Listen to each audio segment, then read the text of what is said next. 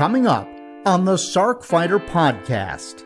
So if I'm not on oxygen and I walk 5 meters from my seat here into the kitchen to make breakfast, I'm completely out of breath and I have no oxygen. I'm giddy, I'm lightheaded. The Sarc Fighter Podcast brings you the story of a woman who struggles to walk even 100 meters in a day, 100 yards, because her lungs are so clogged with the disease. It's difficult, but it's part of life. It's just I do what I can manage. And yet, Juliet Coffer is raising money just by doing laps in her living room. I just thought, okay, you're a little bit overweight, you don't do much exercise and you smoke. That's all it is. It never occurred to me I could be ill. Not in a million years. This is the Sarc Fighter Podcast, living with sarcoidosis and other rare diseases. Here's your host, John Carlin.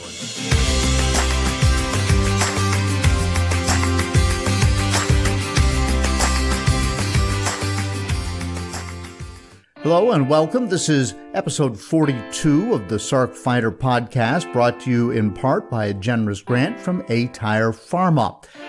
I do this podcast because I want to offer my fellow Sarc Fighters hope, and we have some reason for that today, and you will get it in spades when you listen to how hard Juliet Coffer is working to do what most of us really just take for granted, and she is doing it for the greater good, and we'll be listening to her story. But before we get into her delightful interview, I need to give you a couple of little background notes, do some business here. The official Sarc Fighter song is called Zombie by Mark Steyer and his band.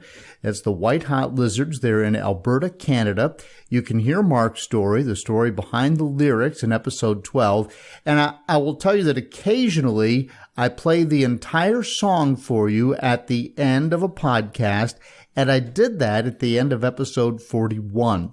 So you might want to just go back and listen. You hear the little bits and pieces of the song in and between the segments of the podcast, but every once in a while I just put the whole song out there so you can listen to it. And it's right there at the end of episode 41, the episode prior to this one. I call this the Sarc Fighter Podcast because I am fighting Sarc. I have neurosarcoidosis, and you're fighting Sarc in some way or another, or you wouldn't be here, you wouldn't be listening. I don't think we have any casual listeners to the podcast. Of course, I think it's so wonderful that I don't know why everybody in the world doesn't listen, but I'll just go with if you're here, you're listening because you're impacted by sarcoidosis in one way or another. Maybe you have Sarc, maybe you're a family member, maybe you're a researcher, pharmaceutical company, whatever it is, you're in the Sarc space, and this is a place where we can all gather. And what I hear over and over from people is they don't know anybody else who has sarcoidosis. They just kind of feel like they're all alone. And I just want to let you know that you're not, and that there is a reason for hope. We talk to these researchers, and they're making progress. The Foundation for Sarcoidosis Research is doing great things, and I serve as a volunteer with them on the Patient Advisory Committee and volunteer in many other ways in addition to this podcast. So advocate is the word I couldn't think of. So, there's a lot going on there. And then, I've just kind of connected with some people in the UK, and Sarc UK is doing great things as well. They're the ones who hooked me up with Juliet, who will be the interview today. So there's just a lot of reason for hope. At the end of the day, that's what I want you to take away from this. Normally, we release the Sarc Fighter Podcast every other Monday. And as I'm speaking to you today, as always, my trusty dog Dougal, the boxer, is curled up on the chair in my office. And Dougal makes my life so much better. He was a puppy that we got from the local SPCA, and during COVID, instead of fostering a dog for 2 weeks, they said, yeah, you got to keep him for 2 months. And after 2 months, there was no way that Dougal was going back to the SPCA. I could not part with him, and it's been one of the best things that ever happened to me. Hey, I'm going to tell you about, before we get into my interview with Juliet, in a strange way, what I did this past weekend kind of relates to sarcoidosis. So stick with me for a minute and see if you don't see where I'm going with this. So Last weekend, my son Ben and I rented a machine that grinds up stumps. All right. And I have a couple of big stumps in my yard. Ben had one in his yard where trees had been cut down. So this thing has got tracks on it, kind of like a small little bulldozer, but you don't ride on it. You walk behind it and you guide the spinning wheel at the front of it up onto the stump. And then you move the spinning wheel with sharp blades on it back and forth. And it essentially reduces the stump to sawdust or at least mulch. And it took like an hour to do a stump that was 8 inches high and 1.5 feet across next to my driveway. And I was so happy to have that gone. It worked great for that. And then the second stump was much larger. It was an old cherry tree in my backyard. And so my son Ben and I are taking turns removing this bigger stump. We're out in the sun. And then all of a sudden, Ben's running the machine and it stalls. So we checked the gas. It was okay. So we started it again and it ran for a little bit and then it stalled again. Well, this got worse and worse until finally this machine would only run for about 15 seconds before stalling. And by this time, we had the majority of the stump ground up, but we probably had about 20% more work to do if the yard was ever going to be back to where I could level it out and put in some topsoil and just make it look like that stump was never there, put in some grass seed and just make the lawn look nice and flat where the stump and the roots had been. Well, I couldn't get the machine to run, so I checked the air filter. I checked the fuel filter. I even took it off and I added more gas, but nothing would get the chipper going full speed again. And I was able to make do for a little bit by running the choke on the machine. So it would start to stall and I would slide the choke up and that would get it running again, suggesting that it was starved for either air or fuel. But eventually even that didn't work anymore. Plus it was hot and it was just kind of became a miserable situation. So why am I telling you this? Well, I think that machine's woes mirror what we suffer with sarcoidosis. Let's walk this back a little bit. One day, something just doesn't feel right, but you push through it. Well, then it gets a bit worse. You shake it off and you go again, kind of not feeling like yourself, but it's okay. And then finally it gets to the point where this is so bad, you've got to go to the doctor. But they can't figure it out. They can't fix it. And then you look ahead and you have so many plans. You have so much life to live. You have places to go, grandkids, bucket list trips, bucket list adventures, things that you just want to do. Maybe you're older. Maybe you only have, say, 20, 25, 30% of your life left to live, but you got to do it. And it doesn't really matter what that number is. None of us really knows how much life we have left to live, but you just know that you're not done yet. You're not done doing the stuff that you set out to do.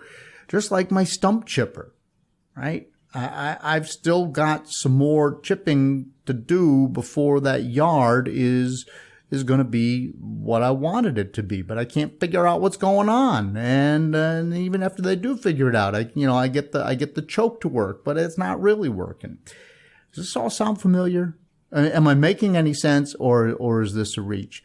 I think it makes sense. I think there's a strong parallel. And let me go just a little bit further, because at this point, the machine is not working anymore. It's back at the rental place. They're talking about maybe giving me a make good for another day once and if they figure out what's wrong with it.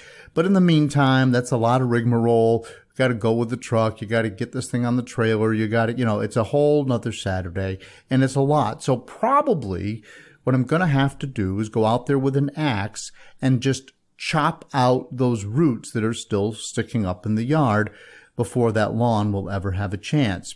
But it's going to be 95 degrees and humid this week and probably for the next 2 or 3 weeks here in Virginia, the hottest part of the summer.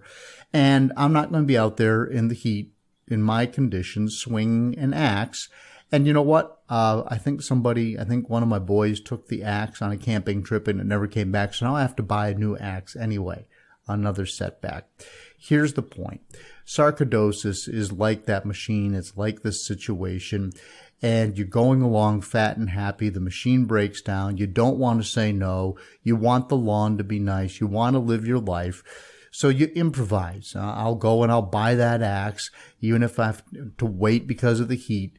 And I know that eventually I'll get those roots out, even if it means just taking a few swings and then resting and then a few more and then resting and then kind of tugging and pulling. But eventually I'll get through that last little bit before I can make that yard look nice and pretty again.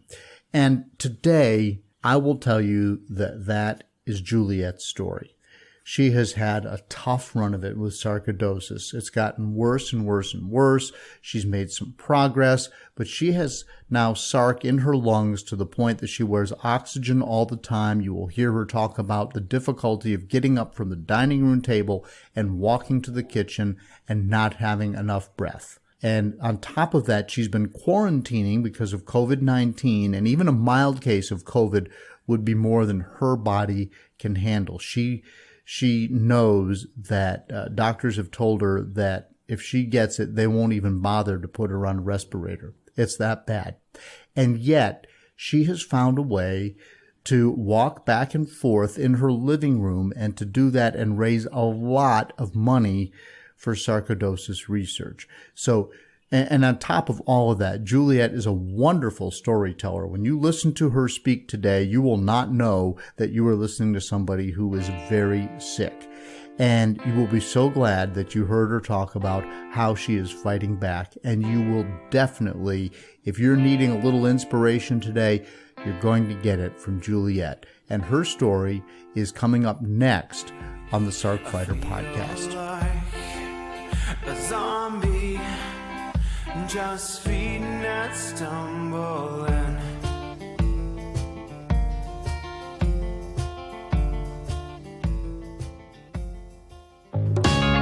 Hi, I hope you're enjoying the Sarc Fighter Podcast. You may be wondering, what can I do to help? How can I be a part of the sarcoidosis solution?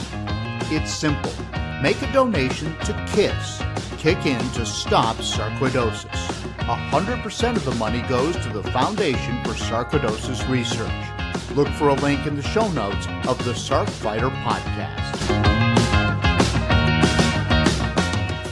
Welcome back to the Sarc Fighter Podcast, and joining me now all the way from the UK is Juliet Coffer, a fellow Sarc fighter who's been battling sarcoidosis for over 16 years. And Juliet, welcome to the Sarc Fighter Podcast.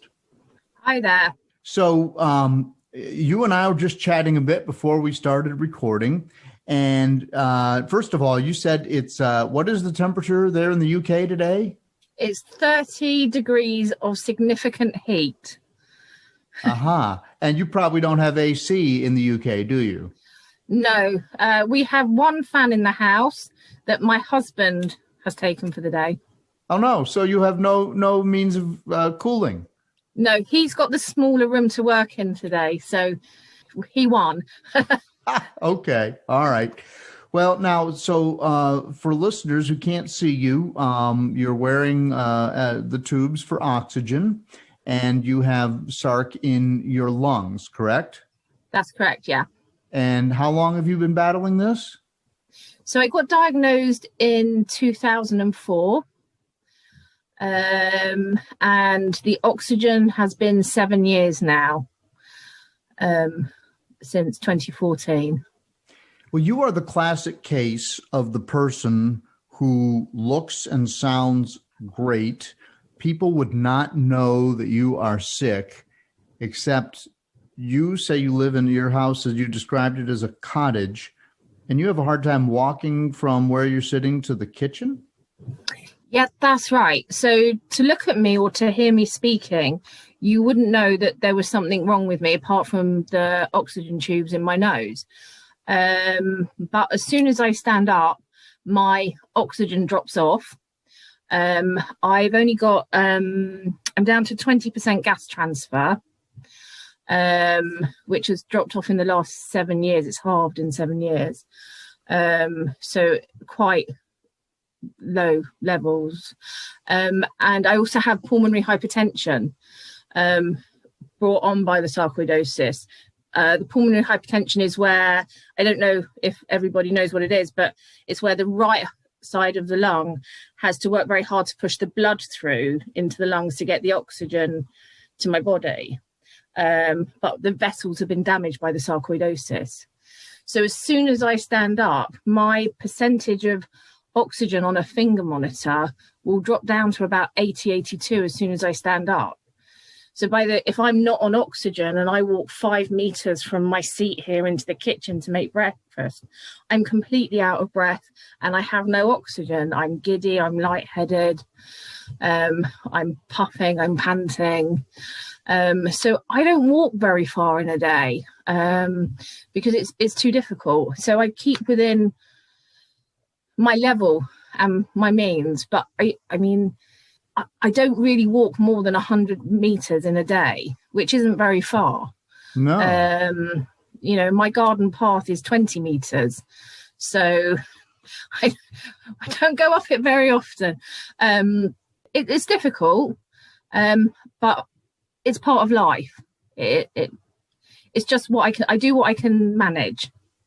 Going upstairs, I go up on my hands and feet, crawling up like a toddler, because my lungs work better with it. It takes less oxygen. So you adapt, and you find ways of doing things that you wouldn't normally have thought to do them. Wow. Or I do anyway. Wow. So you have a really hard time getting around. Now, what made you think that there was something wrong 16 years ago? What were your first symptoms? So I had no idea I was ill. I was slightly overweight. I was probably 9.5, 10 stone then. So, average, slightly podgy. I smoked a lot. I was smoking, oh goodness help me, my parents are going to listen to this. I was smoking a lot of cigarettes. Let's put it that way. There was definitely plural packs involved. So I was breathless, and I just thought, okay, you're a little bit overweight, you don't do much exercise and you smoke. That's all it is. It never occurred to me I could be ill, not in a million years. I just thought, that's who I am. Maybe I need to go to a gym, get fit, give up smoking, lose a bit of weight, I'll be all right. And it was the winter, and I had a couple of episodes where I had to walk up a hill. Once was after shopping and once was going to my hairdresser. And it wasn't a very far distance, probably a couple of 100 meters on each occasion. But by the time I got to the end point, I literally had nothing left in my lungs to breathe. And I thought, oh, it's very cold, etc. Although the one time when it happened to me going back to the car from shopping, unbelievably, I lit a cigarette as I got back to the car because I thought it would help my lungs work. I don't know that. I remember sitting there thinking, right, why are you doing this? You can't breathe. So, and I just took it to be a thing. And then in the February, I'd had a week where I had chest pains. Never had chest pains before.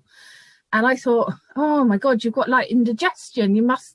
Something must have unsettled your stomach and etc. And I went every Saturday. I used to go and do the supermarket shop for my husband and I. And I went on this Saturday. They have a pharmacy section. I thought, oh, I'll go and ask for some medication. I don't want to just pick something off the shelf. I want to get the right stuff. And my mum was coming down that day. We were having a day together, planning a surprise for my dad's birthday.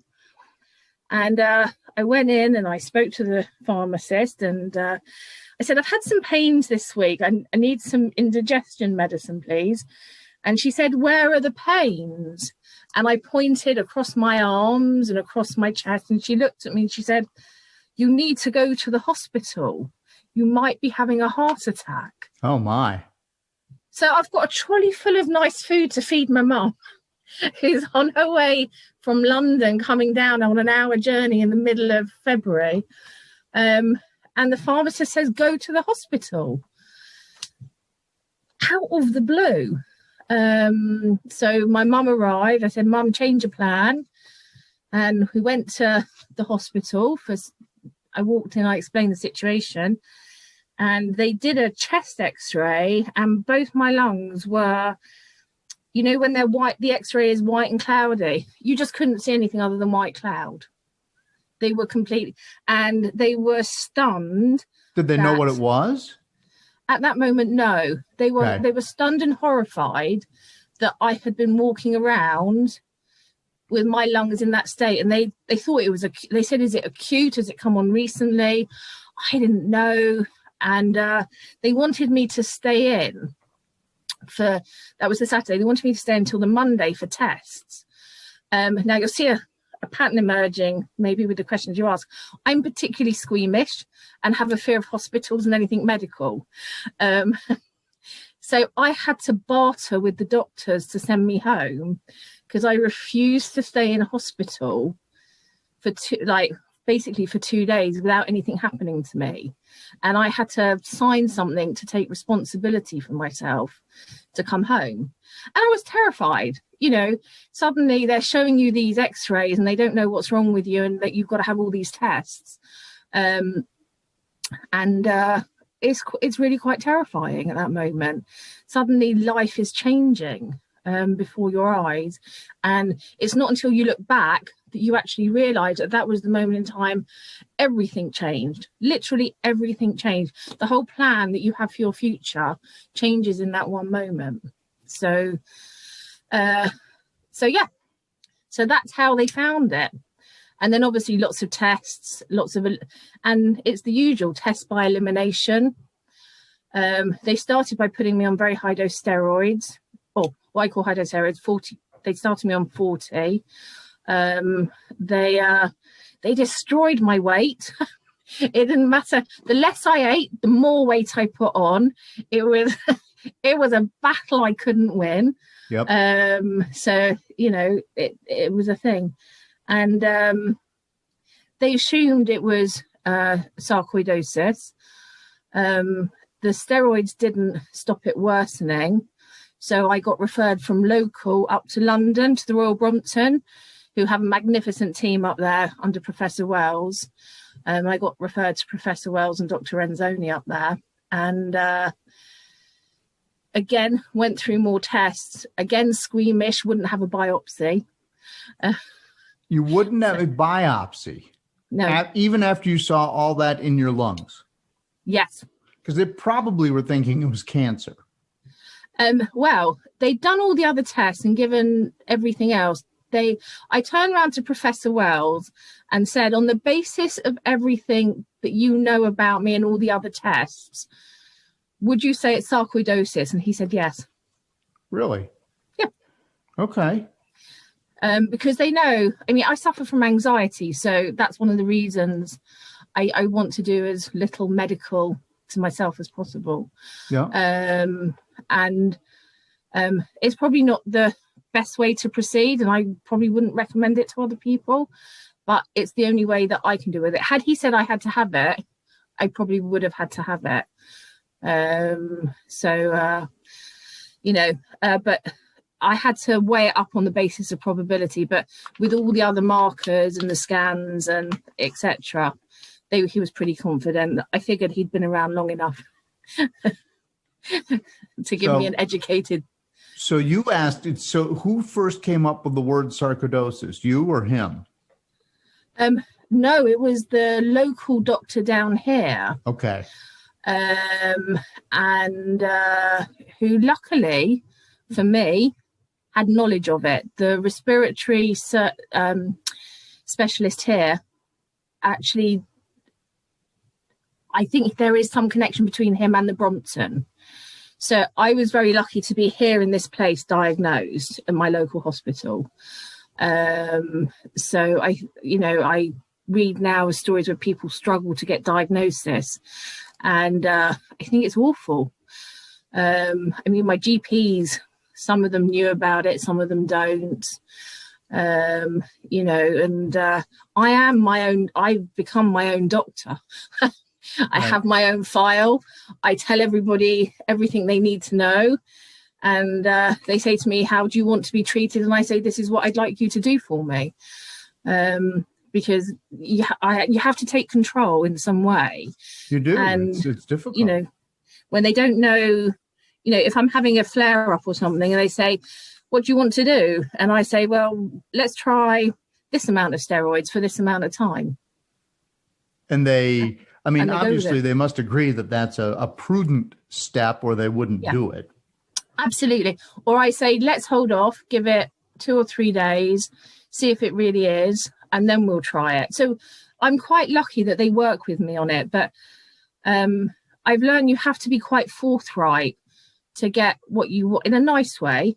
But you have to be quite forthright to get the help you need with something like this, where there's not a lot of knowledge about the disease. Yep. All right. So we've got you, and you've got sarcoidosis. You're on the oxygen. You're walking 100 meters a day if you're lucky, and that's essentially inside your home. And then one day you heard about a program with Sarc UK. And first of all, you didn't know that there was Sarc UK, right? No. Yeah, I had. I spent all these years. I didn't know there was support. I didn't know they had their excellent website with all the support on it. I didn't know there was Facebook groups. So it was quite a surprise. I got a text message to say that Sarcoidosis UK, together with the Brompton, were organising a virtual patient day, which I have to say was one of the most amazing learning experiences. And if anybody gets a chance, Sarcoidosis UK has some of those videos posted, I think, on their YouTube and social media. And some of the discussion points, I learned stuff I didn't know. I just kind of always accepted the disease is what it is. So I think I said to you earlier, I keep it in my back pocket. I tuck it away. I'm primarily Juliet with sarcoidosis in my back pocket. So I've never really addressed it as being a disease in that way and looked for help. So I got this text message, and they had this patient day, and I started looking around their website, and they were running some fundraising efforts for Sarcoidosis Awareness Month in April. And I started reading, and just before this, I'd been speaking to a physio, a pulmonary hypertension physio, who wanted me to get moving a little. So this is kind of the preface to the story. And we'd had a discussion a week or two before, and she told me that even if I sit in the chair and get up and get down and sit down, that was moving. So we kind of had a plan to get me moving. And I went onto the Sarcoidosis UK website, saw these fundraising ideas where I think they wanted people to walk 100 miles in a month. Well, I can't even drive 100 miles in a month, let alone walk it. So there's no way I even travel that far. But and I was thinking to myself, and I was sat here, and it was a Friday night, and my husband was doing his usual watching TV inside, and I'm reading the website, and I'm thinking, maybe I could do some fundraising. I've been locked in the house for however long because of the lockdowns in the UK. I thought, well, what could I do? What could I achieve? And this idea started formulating in my head. Now, you have to know about me. I don't exercise. Apart from the fact I can't move, I was always the person who bent down and did her shoelaces up when she was being picked for netball. I didn't want to be picked. We played lacrosse. I don't know if you have lacrosse in America. We do. Okay, so when we played it as kids, the whole field there were no boundaries. So I used to stand out by the trees with my lacrosse stick so I didn't have to run, and I could pick up all the balls on the outside of the field. So I've never been an exerciser. I think I did 1 egg and spoon when I was younger. It's not for me. So to start thinking of fundraising is so left field for me. And I'm sitting here on the Friday, and I went into my husband. I said, what if I did like a small amount of walking and tried to raise a bit of money? And he looked at me and he said, do me a favour. I was like, okay. And then I sat here and it suddenly became a thing in my head. So I rang my brother and I rang my parents just to get an idea. But the thing was, I knew I couldn't manage much. And my biggest concern was, if I walked small distances, would people laugh at me? Because they may not understand the disease. They may not understand the condition. I moved out of London when I met my husband. So by the time I was diagnosed, I was down here. But with the disease, I've kind of cut myself off from a lot of my old friends because they didn't really understand at that time what I was going through. So I become very private. So I would be doing this thing and going back to my friends and saying, I'm going to raise some money, but I'm only going to be walking about 100 meters every day. And I was really worried people would laugh at me because they wouldn't understand why it's only 100 meters in a day. Sure. So in the end, and I've learned this a lot more since I've been doing it. It's the kind of attitude, when you're writing an email and you look at it and you read it and you're not sure if you want to send it, and then you think about it some more and then you look at it again. I've learned just to press the send button in the last few months because of it. Because you can dither about these things all the time. And one of the reasons that I wanted to do it is January 2019, my prognosis was, with the pulmonary hypertension and with all my treatments, that I had a 50% chance of making it to this Christmas.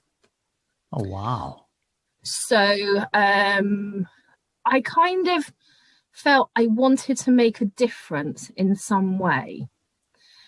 And I think that's what makes you press that send button. That's what makes you want to do something that you maybe haven't done before. I'm not I want to go out and do a bungee jump kind of person. I'm not I want to go and see Niagara Falls kind of person. I'm not really any of those. I'm just a very practical person. So this seemed to be like a great bucket list thing to do, is to give to people so that what I've been through over these years, somebody further down the line may not have to go through. And that was my final spur to do it, is that if I could raise a few £100, not very much, I wasn't planning on raising very much, and that could go towards the charity and go towards finding a cure, then I would have done something good. Instead of just sat here during lockdown, just getting on in Groundhog Day, really. So we tried it out. We had some fun. When I finally decided to do it, we thought we'd have a test run. And my husband said, oh, it's okay, you can manage 300 meters. I said, yeah, exactly. So I said, well, let's build it up slowly. Let's do 100 one day, and then 200, and then 300. So the first day I did 100 meters. Are you walking around the house, or are you outside? Where are you walking? Well, my front room happens to be literally 5 meters from wall to wall. So I was walking laps of my front. I was walking backwards and forwards in my front room because my oxygen, my oxygen machine is in there. I didn't want to do it outside because pushing or carrying a canister would have taken more strain on my lungs. So this way I'm attached to an actual machine. I've got a cord that walks around the house with me. So walking backwards and forwards in my front room made a lot more sense. So it's 5 meters each way, made it really easy to calculate, and lovely lapping on the iPhone when you press the button makes life very easy. So I tried 100 meters the first day. I was like, wow, I can do this. I was also on high dose pred at that point, which probably helped. And then so the next day I did 200. I was like, wow, I can really do it. Like, you push yourself and it's quite difficult. And so my husband goes, yeah, and, you know, I'm your trainer. You can do 300. And I did 300, ended up in bed for 5 days under doctor's orders because I completely pushed my body way too far. My body rejected everything. And I was like, okay, don't be stupid. So the lesson there is build up very, very, very, very slowly. Right. So Right. I know. And Wow. I sacked my husband as my trainer. He was put on washing up duty instead. So You sacked him. Okay. I sacked Got him. it. Got it. So I knew I could do it.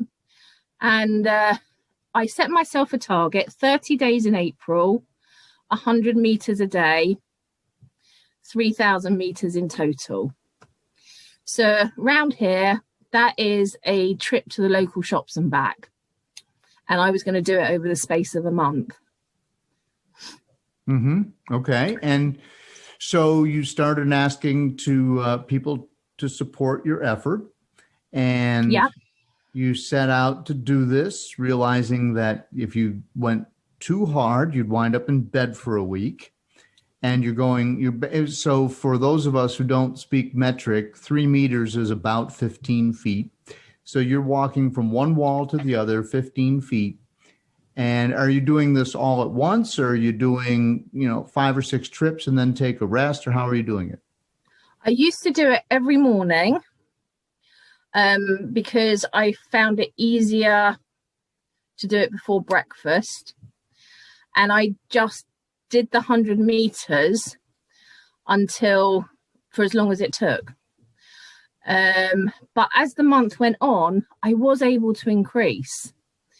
So some days I did 200 or 150. And instead of 3,000 meters, I've eventually covered 4,100. So I did about a third more than I planned to. And I felt great. I have to say, I don't know if it was the adrenaline or what it was. And yes, I set up a Just Giving page, and we had an expectation of raising £300. That was the expectation. So I don't know what that is in dollars. Probably close to $500, $400. $500. Yeah. So I put the Just Giving page up. I put my story up, and I had some very kind family members who very quickly managed to get me to 300. And I was like, oh, wow. Okay. And they were all very supportive. I think that they saw it as a very positive thing to do in my condition. And so we thought, okay, well, let's put some emails out, ask friends and family, and we'll go to £1,000. So we thought that was okay. And we sent the emails out, and we'd raised £5,000 within about 3 days. And we were like, ooh! I couldn't believe it. And what's really interesting, and I've been talking to my counsellor about this, is I've shut myself away for so long. Suddenly I was reconnecting with the outside world. And these were friends and family and friends of my parents and colleagues at work and colleagues at my husband's work. And I just was completely humbled and overwhelmed by people's kindness and generosity. I never expected to have that much money come in.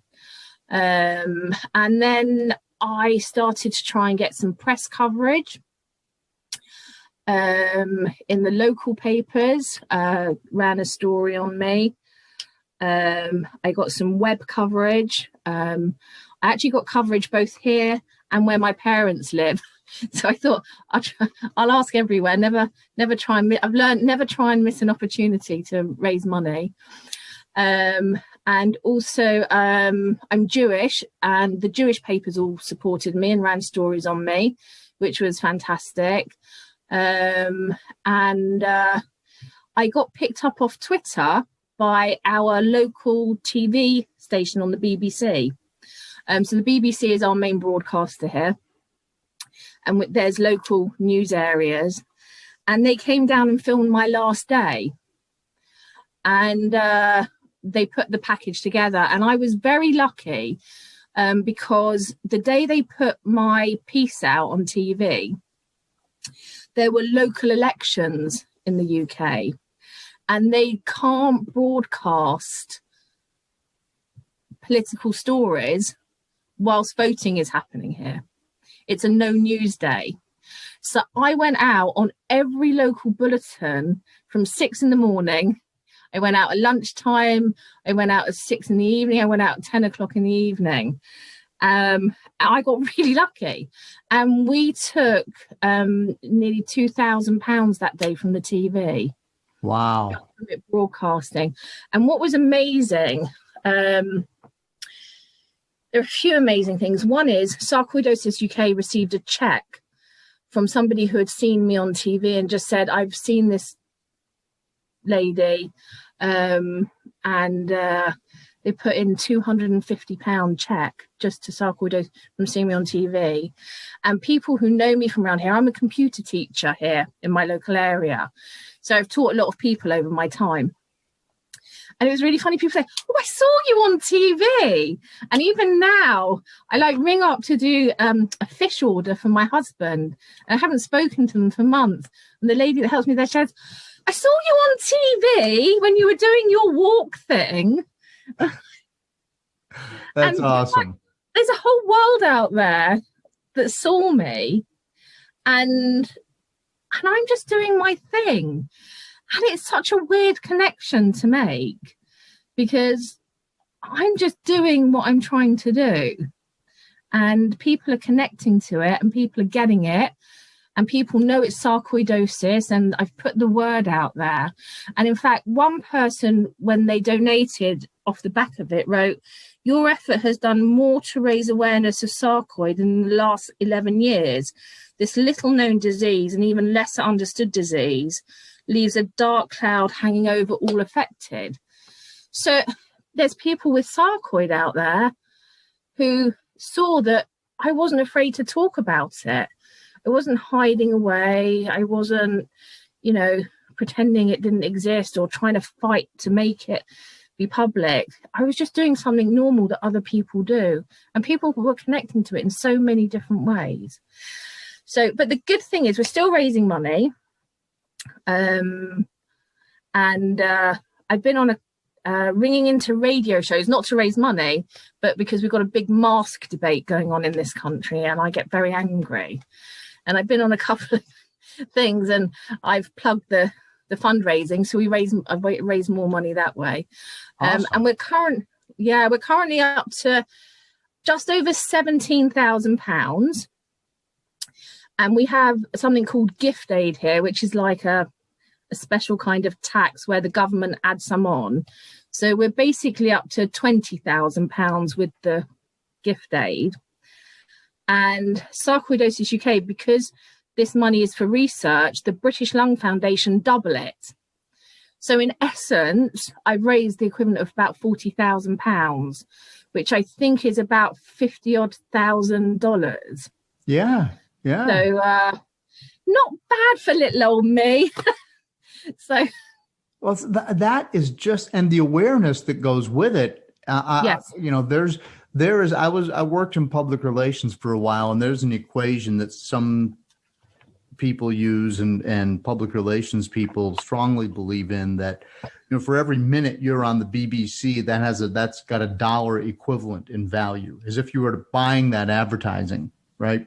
So if you were to buy 30 seconds for a commercial on the BBC, it would cost X. And so if you're on TV for a minute and a half for the story, that would be 3 commercials, and it replays over and over. It's got an equivalent, and there's a number of people that it reaches and so forth. So the awareness aspect of it has a value as well as the actual fundraising. So you've really hit it out of the park. I mean, that was my other aim, is I wanted to raise awareness. I wanted people to know that the disease exists. And even what was interesting is even my uncles, when they read my my piece on Just Giving, although, because I don't get to see people very often, they had no idea of what I struggle with. They had no idea how difficult life was. And if that comes from your own family, they know there's been events I've missed because I've not been well enough, and etc. You know, and I'm a big fan that if you educate people and they have information, they can make informed judgments and decisions. So if you tell people that this disease exists, when they come across it in other settings, they can understand why people are struggling, why someone is constantly fatigued, for example, if they understand that is part of the disease. But I was very keen. I played like a bingo card, I have to be honest. I had targets of local press, local TV, etc., etc. So I got podcasts, so I'm here with podcast, but I didn't get national TV and national paper, and it's quite disappointing because I've tried really hard, but unless you have something that people really know about, it's very hard to get national coverage for such a small disease. And I'm not going to give up, because I think, you know, just because the disease doesn't affect as many people as a cancer, for example, or heart attacks, I don't see why the disease shouldn't be talked about nationally in the papers and on TV. Well, and yeah, you're preaching to the choir now, because I totally agree with you. And that's one of the reasons we do this podcast, is to, you know, maybe somebody in London will hear this and or Sarc UK can use it, and they'll listen to your story and they'll become fascinated. Because to me, and I'm a television reporter, that's what I do. To me, the story of you walking back and forth in a 15-foot room until you reach 100 meters, 200 meters every day is an amazing effort. It's truly an indication of how hard you are willing to work to try and demonstrate something. And it not only does it demonstrate your willingness to work hard, it also demonstrates the difficulty of what you're doing because of sarcoidosis. Absolutely. I think the problem is at the moment is that with COVID, medical stories aren't quite so at the fore, because there are so many stories related to COVID. And I think people want things a little bit happier. If I was like a YouTube star or a reality star or something, I think I might stand a better chance. Because here in the UK, people who, you know, are famous for being on like Love Island would probably make it onto TV. But no time soon am I going to put my bikini on and go on Love Island, not even for sarcoidosis. So are you still doing the walking? Are you still going back and forth? Well, I intended to. It goes back to I'm not very much into exercise. What happened is I'd done so much exercise, I stopped for a week and my muscles seized up. So yes. And I also got a flare. I flared, my sarcoid flared after I had the vaccine. And I know some people are experiencing this. Mm-hmm. And I was unable to walk for best part of 6 or 7 weeks. My leg just stopped working. I don't know if it's sarcoid starting to get into my joints, legs, muscles. I don't know. I probably don't want to know. And I just, so I've taken it easy. I've just come off the back of some high dose steroids and I'm feeling a bit better. So I'm thinking about starting again, but small. So maybe doing 50 meters slowly, not in the 30 degrees of heat we've got today for sure. But and definitely through the winter when you move less, I want to try and make sure I move more. So it's always in my head to do it. It's just whether my body wants to follow my head. I see. And so your fundraising is now just fundraising, like you're past the April Sarcoidosis Awareness Month window, obviously, because we're speaking in July. But the fundraising continues just based upon need. People are hearing that there's a need to fund sarcoidosis, and you've created a sort of situation where you're a bit of a poster child for it, and you want people to rally around your efforts and to contribute. Absolutely. And the discussion, I had a long chat with Leo from Sarcoidosis UK. Yes. And I do believe that the way to present stories to the media is, and you would obviously know this with your background, but you need a human face. You need to see the person who's affected. So one of the radio calls I rung up for was a channel called LBC. It's a London news broadcast channel, but it covers the UK. And it was just after we've got this situation here where the government have decided that all the restrictions shouldn't be mandatory, and they're relying on personal responsibility for people to wear masks and do the right thing. And I rang in to tell people about sarcoidosis, so they would, and what my situation is, what my prognosis is, and why I need people to wear masks. And I was on for 10 minutes telling my story. I was on for a long time, explaining my story, explaining how hard it is. And when I came off, the response on Twitter was amazing. And people writing to me saying, I never really understood.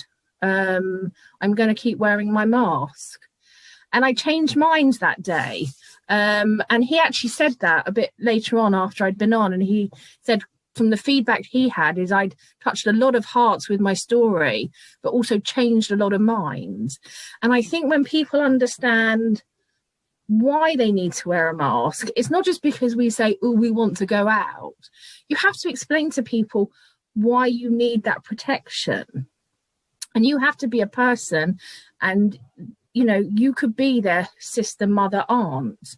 And without that connect, people don't often understand, which is why I went on the radio. I thought people needed to understand that we're real people. So, you know, when there's a thing here where they say it's inevitable, some people will die from COVID. But I say it shouldn't be inevitable. I'm a person just like everybody else, and my life shouldn't be based on the inevitability that you think it is. I'm as entitled to live as the next person. And I think until you put a person to that, people don't really understand what impact a statement like that has. Mm-hmm. I agree. So, and kudos to you for getting that done. And 10 minutes on a radio show is an eternity. That's just, shoot. But as you can tell, I can talk a lot. Well, but you tell a great story. You're very good at it. So thank you. I hope everybody is leaning in as much as I am to hear what you're talking about. What have you got an update on your prognosis? I haven't at the moment. I'm kind of just hanging on in there. My husband, we're trying very hard. We've been shielding now. Well, I decided the winter before COVID to stay in. I'd had some really bad chest infections the year before, to the point where I couldn't eat for 3 months. I was on liquids, and I was like, I don't want to go through that again. So in October 19, I decided I'll stay in for 5 months and I'll go out in the spring. And then came the pandemic. So today is day 640 in the house. Shielding. 640 days in the house. Yes. So that does that mean you don't even go into your garden? I've been in the garden, but not. I won't go beyond our patio. I'm nervous to go out. I have had to go to the Brompton for one set of tests. which they were brilliant for. I was lucky enough to be the first person in, so I didn't see anybody.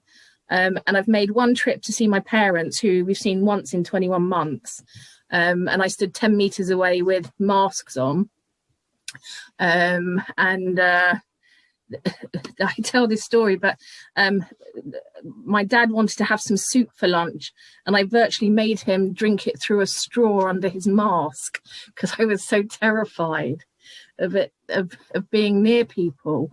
So I have become very, very scared. So I don't know what my prognosis is because I haven't had lung function for ages. I know my oxygen is getting worse. I know it's dropping more. Is that a decline in my lungs and the condition? Is that a result of the vaccine? Is it just a flare up? I don't know. But I'm just going to keep living. And my husband and I, we live in this little world, just living each day as though it's normal, within limitations. We have a rule that nothing's important. We don't, if we argue about how we cook the courgettes. Everything's too short. We've had to have that chat about what happens if, which at 50 is not the kind of chat you want to have. But decisions have to be made. You have to go down that road. So my prognosis, I don't know. Whatever will be. There's a 50% chance of not making it to Christmas. There's a 50% chance I'll make it beyond Christmas. We just have to live and wait and see what will happen. Well, so Christmas is, July. So what, 5 months from now? Yeah. As we're speaking. Yeah. You certainly, you don't look like someone who has 5 months to live. No. My lungs tell a different story. Wow. I know. Wow. But, and that's the whole point of this disease, isn't it? It's invisible. It is. It is. And what will probably do for me, as they say, is God forbid catching an infection. That would be the trigger. COVID, they told me I won't survive COVID, the state of my lungs, which is why we're locked away. Yeah, your lungs can't take one more hit beyond what they're already doing. There's no at 20% gas transfer. There's no space for infection. Right. So, So at what point do they put somebody on a ventilator when they look at that gas transfer? I would think 20%, 10%. Is that? Do you know? They won't ventilate me. They won't. No. I've been told that. They don't think it's worth it. They don't think it'll work. No. Wow. Ugh. So you've got to continue to be extremely careful, but you have been vaccinated. That's good. Yeah. And I can live in hope that it's worked. But on drugs, I'm on methotrexate and steroids. So, and I haven't come off steroids in all these years. And I've been on methotrexate and steroids for the whole 16 years. I've never been able to get off them. So my body, I guess, it's just addicted to the steroids in many ways. Yeah. Yep.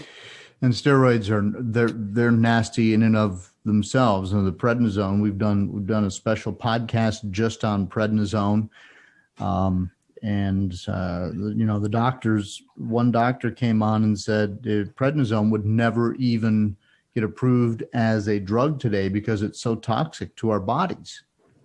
Even though it does, as advertised, it does so many other things that the side effects would, if it was trying to get approved today, would be deemed as more damaging than the good, and it would not get approved as a drug. But because it was years ago, now it's out there and we all take it. So, yeah. So you're on Twitter and you're on Facebook, and you will send me all of your, what is your handle on Twitter? It's an interesting question because I changed it recently. Okay. So I am at Juliet Coffer, Juliet Coffer. Okay, very good. And so I'll put contact information for everybody with the show notes for this, so they can click and they can follow you on Twitter. And are you also on Facebook or Instagram or? I am, but not really. Not really. Okay. Yeah. So I'm on Instagram, following about 3 people. Okay. Okay. haven't got round to square pictures. And on Facebook, it's just literally, I'm Facebook for just my family. So. Okay. Well, wherever people can reach you, if you would send me that contact information, I'll make sure to get it out there for you. And maybe, just maybe, someone listening to this will make another donation. Who knows?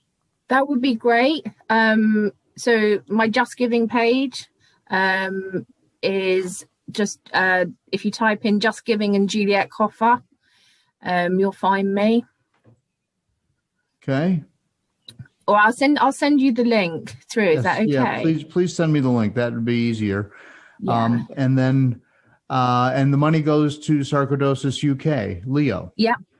Goes to Leo at or not personally Leo, but yes, to Sarcoidosis UK. Yeah. And Leo has promised me it will go towards. They run every year they put a certain amount towards research for a cure, so it will be ring-fenced and go towards that. So right, and that's Leo Casimo or Casimo. I can't remember how to pronounce his last name. Yeah, and he was a guest here on the podcast just recently. So if people want to hear all about what Sarcoidosis UK is doing, they can go back and listen to that back episode. I believe it was 3 episodes before this one, maybe 4. But I'll make it easy with the show notes, or you can just search for Sarc Fighter and Sarcoidosis UK and Leo, and his interview will come up. And I liked him. He uses the word brilliant a lot. We don't use that so much in the United States.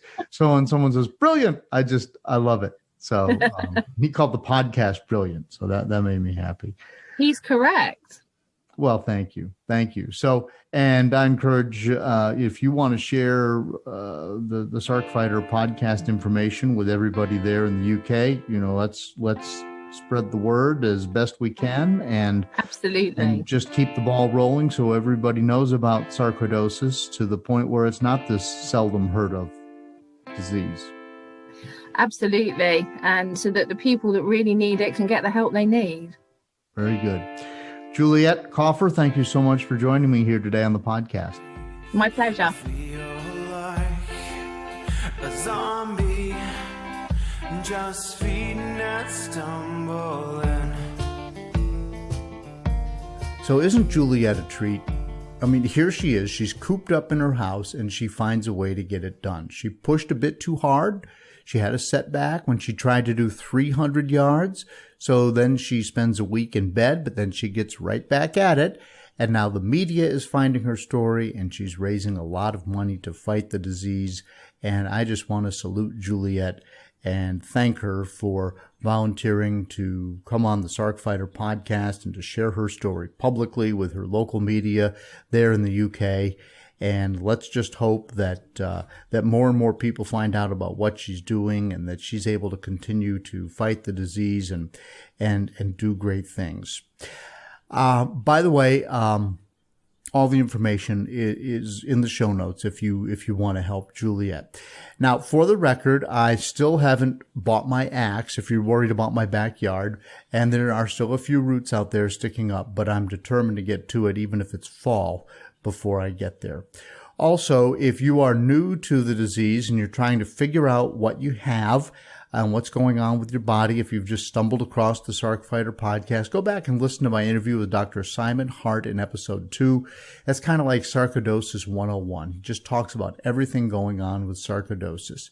If you want to know more about me and my backstory, my story is actually episode 1. I figured I had to put it all out there if I was going to ask people to come on and do the same. So no holds barred. It's all out there. And then in a recent release is an interview with Leo Casimo, who heads up Sarcoidosis UK. And that's episode 38. And he is the one who told me about Juliet.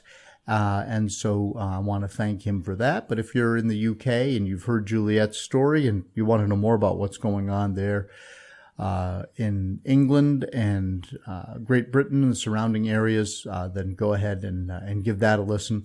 And then, hey, worldwide, there is a lot of progress being made. So episode 39 with Dr. William Damsky of Yale University and Dr. Matt Baker at Stanford, the most recent upload, I believe that's episode 41, are both working on trials for new drugs, new therapies to fight Sarc and give us all a way to maybe beat this disease, especially without using prednisone. So that's showing a great deal of promise, and they both have gone through in detail, but detail that the layperson can understand their research. So I'm very excited that we're getting some of the top researchers to join me here on the podcast and to share. I'm glad that we can be a platform for them to share what they're finding out, and I'm glad for you to be able to know it. So I'm just really thankful. So Dr. William Damsky at Yale, Dr. Matt Baker at Stanford, and those guys are just great guys. You'll enjoy listening to that. And then don't forget to go back and listen to a couple of bonus episodes.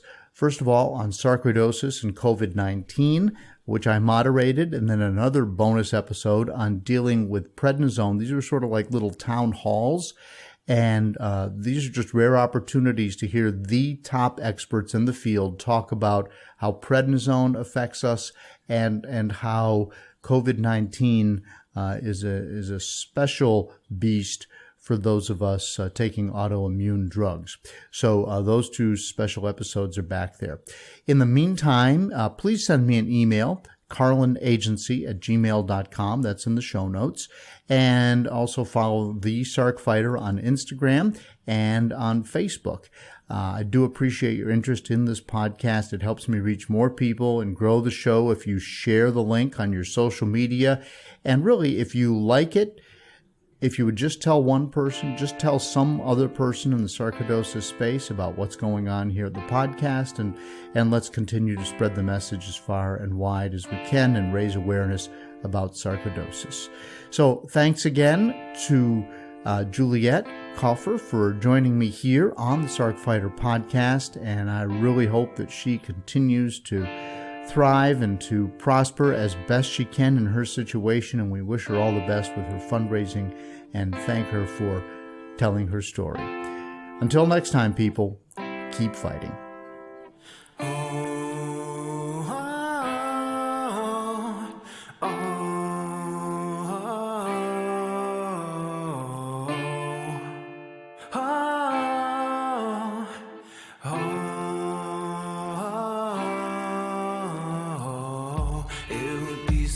Easier to grieve if I had a breath to breathe.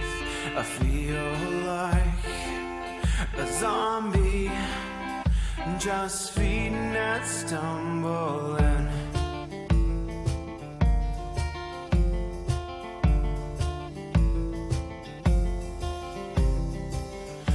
Learn to suffer, you feel pain someday.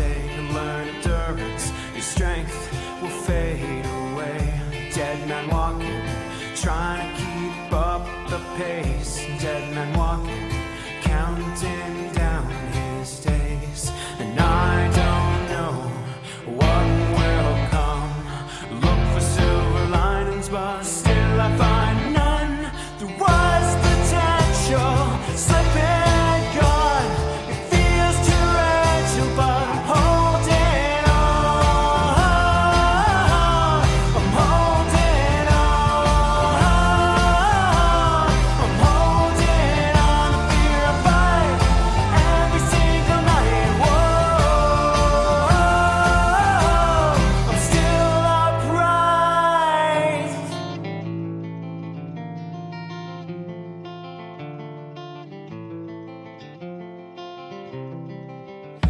find a way to try and adapt your life. It's not the why, but the how that plagues my mind. A new perspective, appreciate what you've got. We're dead men walking in an instant it could be gone. And I don't know what will come. Look for silver linings, but still I find none. The was potential slipping gone. It feels torrential, but I'm holding on. I'm holding on. I'm holding on. The fear I fight every single night. Whoa, I'm still upright.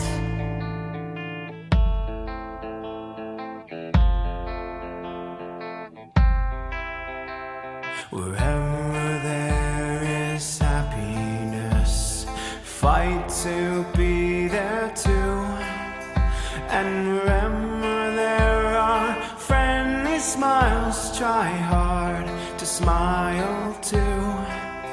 And wherever there is sunshine, don't let fear die.